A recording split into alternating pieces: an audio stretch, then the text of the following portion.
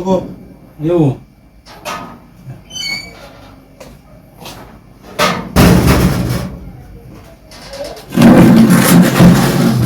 Oh, nasura ndara. Nasura mkukulise. Right, ndara. Ndara. Yazo mchifona kwakanaka ere ndara. Kwakanaka. Ndara. Zutandi. Ungoona buzvo zvizhi. Chinji kuneza mdaro wangu. Mawani. Satoita sei mwana mai vangu? Andizoma kudai. Andizvi. Mwana mai vangu haya. Ndakavata nomukadzi womunhu. Mukadzi kuda wakaitwa runyoka kana kuti runyoka here kana kuti chii handizivi. Uyezve handivati pamubhedha ndava nenguva ndisingavatipo. Kungobuda mvura nekuzasi. Izvi panodai ndofuna kuti ndimope mumba mose. Zasi nokumusoro. Uku ndongobuda ziya, kungobuda ziya. Mwana mai vangu vakomana. Uku ndongobuda hangu ziya. Asi uku zasi kunongobuda mvura haimiri, mvura ine chingobuda iye zvanoona kuti handichamboisi kana nhumbi, ndongogara ndakafunga tauro richingodi ndotora rimwe ndoomesa iri ndichingodi. Ndona mazuva ndangashava ndokudzaa ndokati nhasi regai ndichifona. Saka mari veunduudza nguva yese mwana mai vangu zvinhu zvakaomarana. Unochingoti wokuda. So ndakaofonera umwe madzibaba ndokubvawo ndikudza kuti ndakavata nomukadzi womunhu une runyoka.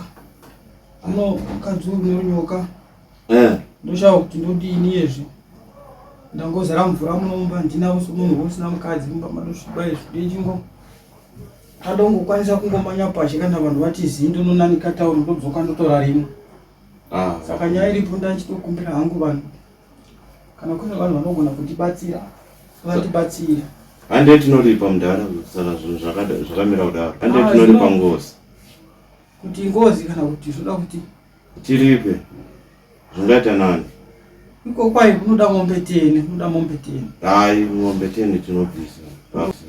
Kana ndisina chunhu, ndakadai handina chunhu, inongobuda chimunoona kuti hatingarege muchifa ngoma tiripo. Hazvingamboiti. Chingobuda. Ndikutoona mvura iri kudonhesa kuti handichazivi kuti ndoita sei. Hande tinoripa mukoma. Inongochururuka handi munoona izvo. Ko madzimai vacho varipi manje tinoripa? Ungava uchamuvinga mukadzi womunhu.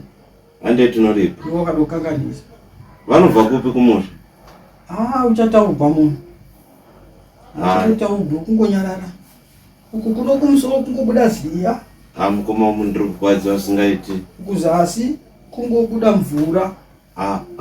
Handichawisisi kuti ndodi kubasa ndava nevhiki 2 ndisingaiti. Saka mari ndofona nguva yose mukoma. Ngokuti zvichanaka. Mukoma ndiri kurwadza vasingaiti mwana mai vangu. Zvakaoma. Upenyu hunorema. Handichazivi kuti ndokudzani izvezvi.